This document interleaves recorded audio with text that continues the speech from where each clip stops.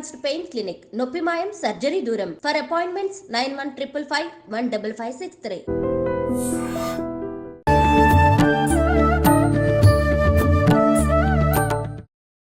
నమస్కారం, welcome to I dream. ధర్మ మార్గం విత్ విజిత కార్యక్రమానికి స్వాగతం. ప్రస్తుతం మనతో పాటు ఉన్నారు ప్రముఖ జ్యోతిష్య వాస్తు పండితులు నానాజీ పట్నాయక్ గారు. ఇప్పుడు వారితో మాట్లాడి మరిన్ని విషయాలు తెలుసుకుందాం. నమస్తే అండి. శ్రీమాత్రే నమః. గురుగారు, చాలా మంది అంటూ ఉంటారు భక్తి ఉండొచ్చు కానీ అది మూఢభక్తిగా మూర్ఖత్వంగా ఉండకూడదు అని చెప్పి.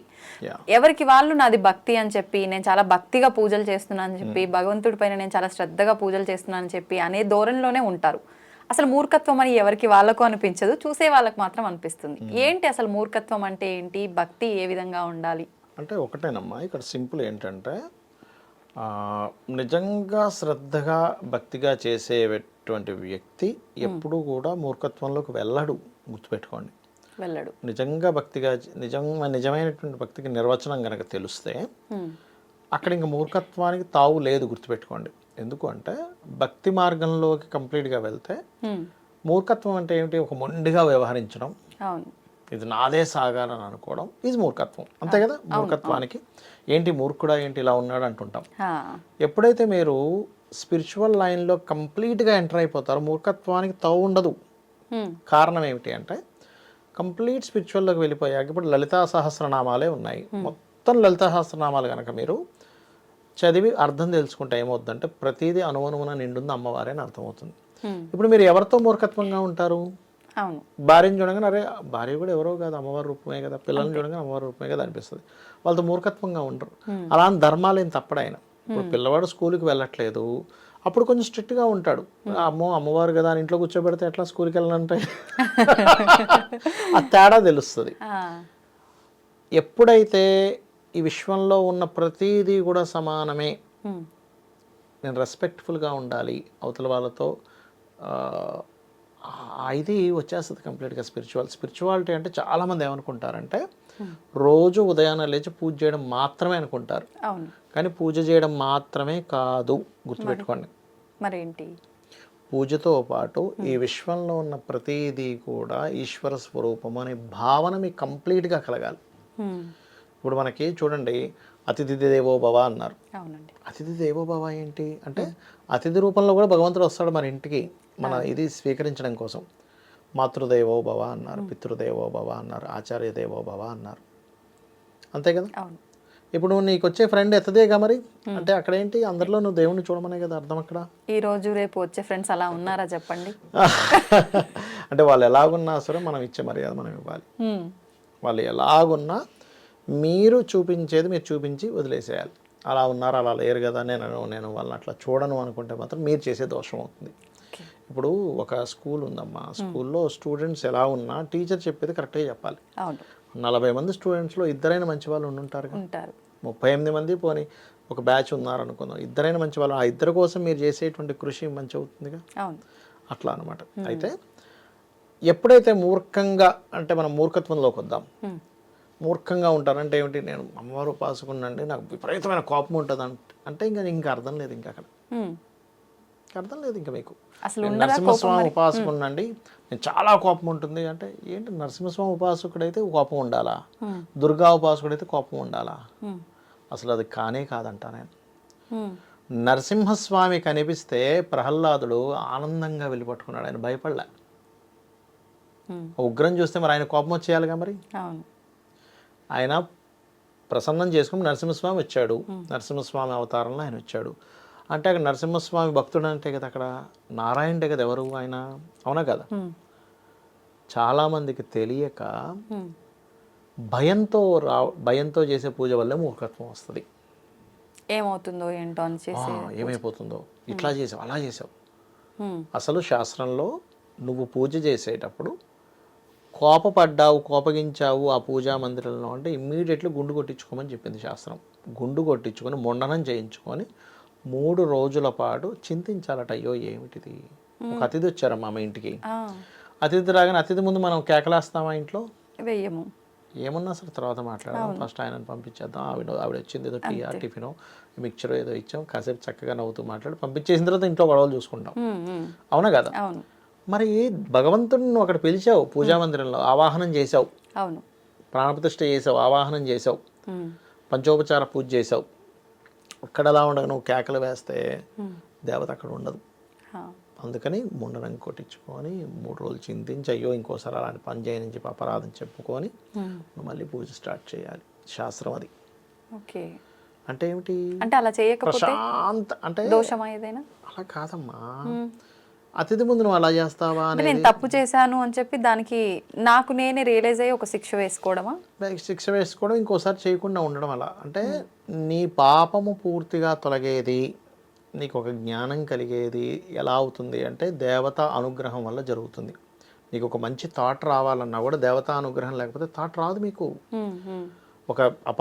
ఒక పెద్ద దీని నుంచి మీరు బయటపడాలన్నా దేవతా అనుగ్రహం లేకపోతే మీరు బయటపడలేరు. పాపము పుణ్యము మీరు చేసే పనులు, మీకుండే థాట్స్, వీటి వల్ల ఏర్పడతాయి. ఈ థాట్ ఎక్కడి నుంచి వచ్చింది అంటే దేవత వల్ల వస్తుంది. మనకి స్పిరిచువల్గా ఆలోచిస్తే ఒక దేవత ఒక థాట్ని ఇస్తుంది, గుర్తుపెట్టుకోండి. అంటే అది మంచి అయినా చెడైనా మీ ప్రారంభ కర్మ బట్టి ఉంటుంది. ఇప్పుడు ఎట్లా అంటే మాయా రూపంలో అదే అమ్మవారు మాయా రూపంలోని చేస్తుంది, అదే అమ్మవారు ఆ మాయని తొలగిస్తుంది. మీ ప్రారంభ కర్మని బట్టి, పరీక్షించడానికి అది మీ ప్రారంభ కర్మ వల్ల. ఇప్పుడు ఒక వ్యక్తి ఉన్నాడు, విపరీతంగా షేర్స్లో డబ్బులు పెట్టేవాడు. వాళ్ళ మిస్సెస్ ఈయనకి చెప్పినా వినిపించుకోవడం పెట్టనిచ్చింది. మొత్తం ఖాళీ అయిపోయి, కోట్ల రూపాయలు ఖాళీ అయిపోయాక ఇప్పుడు అరే నేను ఇట్లా అయింది ఏంటంటే ఉండాల్సిందేమో అంటే వాళ్ళ మిస్సెస్ ఒకటే మాట, మీకు చెప్పినా వినరండి నాకు తెలుసు, అందుకే నేను మీకు రియలైజేషన్ వచ్చేదాకా కోట్లు పోతే పోయినాయి, మీకు రిలేషన్ వస్తుంది కదా అని ఊరుకున్నా అన్నది. చెప్పగానే బుద్ధి చెప్పింది. అరే ఇదేంటి అంటే అదంతే. అలా ఏంటంటే మూర్ఖత్వం అనేటువంటివి స్పిరిచువల్ లైన్లో ఎక్కడ ఉంటాయో చెప్తాను నేను మీకు. ఒక పూజ చేసేటప్పుడు ఖచ్చితంగా ఇవే వాడాలి అనేటువంటివి, ఇవి లేకపోతే అమ్మో దేవుడు కోపం వచ్చేస్తుందేమో అనుకోవడం వేరు. కొన్ని కామ్యం కోసం చేస్తాం, కామ్యం నెరవేరడానికి చేస్తారు, కొన్ని హోమాలు కొన్ని ద్రవ్యాలు వాడతారు, అప్పుడు వేరు. Okay okay. కానీ ఇవేవి కాకుండా భక్తిని పక్కన పెట్టేసి లేదు నేను ఎర్ర వస్త్రమే కట్టుకోవాలి, కానీ భక్తి లేదు, ఏం లాభం? ఎర్ర వస్త్రం కట్టుకుంటే ఏం లాభం? లేదు నేను అక్కడ పలానా ఇది బలి ఇవ్వాలి అనుకుంటుంటారు. బలి అంటే ఎంతసేపు కోడిను మేకను కొయ్యడం కాదు, అన్నాన్ని కూడా బలి అంటారు. అన్నాన్ని పెట్టి ఓ పెరుగన్నమో లేకపోతే అక్కడ ఆ దేవతకి ఇప్పుడు ఉదాహరణగా మాతంగి అమ్మవారి చేస్తున్నాం అనుకోండి, పెరుగన్నాన్ని బలిగా పెడతారు, బలి మంత్రం చదువుతారు, బలిగా పెట్టి బలి మంత్రాన్ని చదివి దాన్ని తీసుకెళ్ళి బయట ఉండేటువంటి కుక్కలకి పిల్లలకి వాటికి ఆహారంగా వేస్తారు. అంటే నువ్వు ఒక దేవతా స్వరూపంలో ఒక దేవతను ఆరాధించేటప్పుడు నీకు నువ్వొక్కడివే బతకడం కాకుండా మరొక ప్రాణికి కూడా నువ్వు ఫుడ్ ఇవ్వాలి.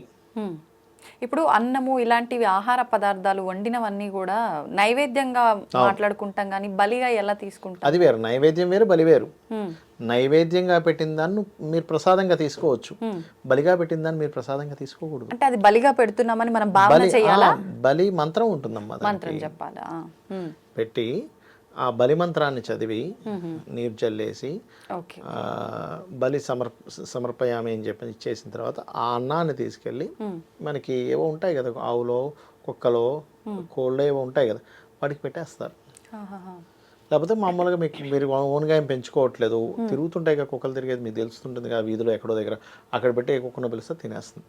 అంటే ఏమిటి, నీ యొక్క పూజలో నువ్వు కేవలం నీవేదో తీసుకొని తినడమే కాకుండా ఇలా పెట్టేటువంటి ప్రాసెస్ బలి అంటారు యాక్చువల్గా. Okay okay.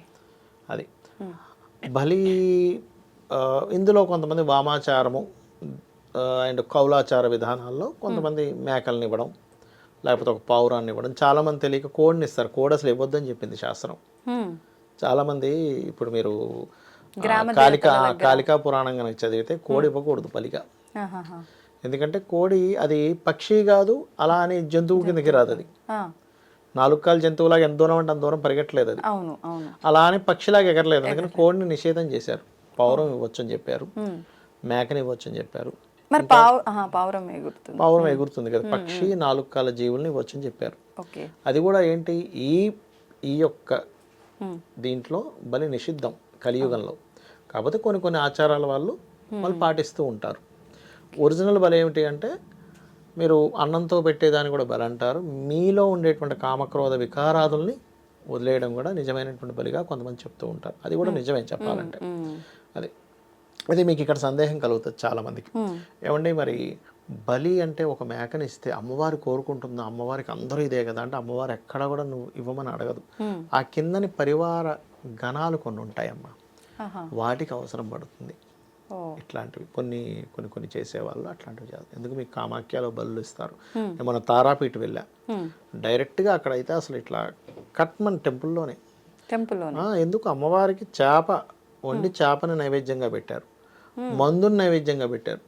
నాన్ వెజిటేరియన్ తినేవాళ్ళు ఆ చేప అందరికీ పంచుతున్నారు ప్రసాదంగా. తారా అంటే ఉగ్రదేవతల దశమహావిద్యల్లో ఒకటి తారాపీఠ వెళ్ళాను. అక్కడ పక్కనే శ్మశానం ఉంది. ఆ శ్మశానంలో హోమాలు చేస్తున్నారు, మందుతో హోమాలు చేస్తున్నారు. అక్కడ నేను చూసా వెళ్ళి. అక్కడ పద్ధతులు అవి. ఎటువంటి పూజలు అవి? దేనికి సంబంధించిన? అమ్మవారికి సంబంధించినవి. లక్ష్మీదేవి పూజ కూడా చేస్తున్నారు అక్కడికి వెళ్ళి. లక్ష్మీ అమ్మవారి వాళ్ళ పద్ధతి ఏంటంటే మీకు లక్ష్మీ అమ్మవారిది బాగా కావాలంటే ఉగ్రంగా చేయాలంటే వాళ్ళ సిస్టమ్ ఏంటంటే అంటే ఒక్కొక్క ప్రాంతం బట్టి ఒక్కొక్కటి ఉంటుంది. వాళ్ళు ఏమంటారు, మేము భక్తిగా చేస్తాం, అమ్మవారికి ఇది ఇష్టం. ఇప్పుడు ఇది మనం మూర్ఖత్వమే అనుకోవచ్చు. అంటే వాళ్ళ శాస్త్ర ప్రకారం ప్రాంతాన్ని ప్రకారం వాళ్ళు ఆచరిస్తున్నది కరెక్టే అయినా మన దగ్గర అలాంటివి లేదు కాబట్టి మనం మూర్ఖత్వం అని అనుకుంటాం. మనము ఒకటేనమ్మా, ఇక్కడ ఏం లేదు. ఇక్కడ ఏంటంటే భక్తే ప్రధానం. మీరు ఏం చేసినా కూడా, మీరు ఏమి చేసినా భక్తి లేకపోతే మీరు కోడిని బలిచ్చినా లేకపోతే మేకని బలిచ్చినా దున్నపోతుని బలిచ్చినా ఏమి ఉండదు అక్కడ. మీకు భక్తి ఉంటే మనకి మన భగవద్గీతలో చెప్పినట్టు మీరు భక్తితో పుష్పమైనను పత్రమైనను ఫలమైనను ఉదకమైనను ఫలాపేక్ష రహితంగా నాకు ఎవరైతే సమర్పిస్తున్నారో వాటిని నేను ప్రీతిగా స్వీకరిస్తున్నాను అంటే నా కాన్సెప్ట్ ఏంటంటే మీరు ఏదో దున్నపోతును లేకపోతే మేకను బలిచ్చేస్తే వెంటనే నా కోరికలన్నీ అమ్మవారు తీర్చేస్తుంది అనుకోకండి. భక్తి లేకపోతే ఎటువంటిది ఇచ్చినా మీకు రాదు. ఓకే, మూర్ఖంగా వెళ్ళిపోతే రావు. కాన్సెప్ట్ అర్థం చేసుకోవాలి. ఇక్కడ కేవలం దేవతా ఆరాధన అంటే పటం పెట్టుకొని చేసుకోవడమే కాకుండా మీరు జీవించే విధానంలో మీరు మాట్లాడుతున్నారు ఒక కమ్యూనికేషన్. ఎవరు? వాగ్దేవి ఉంది లోపల. అంటే వాగ్దేవి ద్వారా మీకు కమ్యూనికేషన్ వస్తుంది కాబట్టి మీరు ఎంత మంచి కమ్యూనికేషన్ చేయాలి, ఎంతసేపు అవతల వాడిని ఇబ్బంది పెట్టేలాగో లేకపోతే వాడి మనసు చివుక్కుమనేలాగో చేస్తే మీకు ఆ వాగ్దేవిని అవమానించినట్టే నా ఉద్దేశంలో. బుద్ధిదేవి బుద్ధి రూపేణ సంస్థిత అంటారు. యాదేవి సర్వభూతేషు బుద్ధి రూపేణ సంస్థిత. మీ బుద్ధి ఉంది. మీరు అవతల వాడి మీద ఎంతసేపు నెగిటివ్ కోణంలో చూడడం, వీటికి ఇట్లా వచ్చేసిందా అని చెప్పి నువ్వు ఈర్షపడితే అక్కడ ఒక దేవత ఉంది. ఇక్కడ ఏంటంటే మన హిందూ మన సనాతన ధర్మంలో ప్రతిదానికి ఒక దేవత ఉందని చెప్తుంది. చేసే ప్రతి వెనకాల ఒక దేవత ఉంటుంది. ఆ దేవత ప్రేరణ చేత జరుగుతూ ఉంటుంది. నువ్వేదో అనుకుంటున్నావు, నువ్వేదో చేస్తున్నావు అనుకుంటున్నావు, కానీ ఆ దేవత ప్రేరణ వల్ల నీకు జరుగుతుంది అనేటువంటి కంప్లీట్ నాలెడ్జ్ ఎప్పుడైతే వస్తుందో దట్ ఈస్ కరెక్ట్ స్పిరిచువాలిటీ. ఒక జ్ఞానంతో కూడిన భక్తి ఉండాలి. ఏ పని చేసినా ఏ పూజ చేసినా కూడా.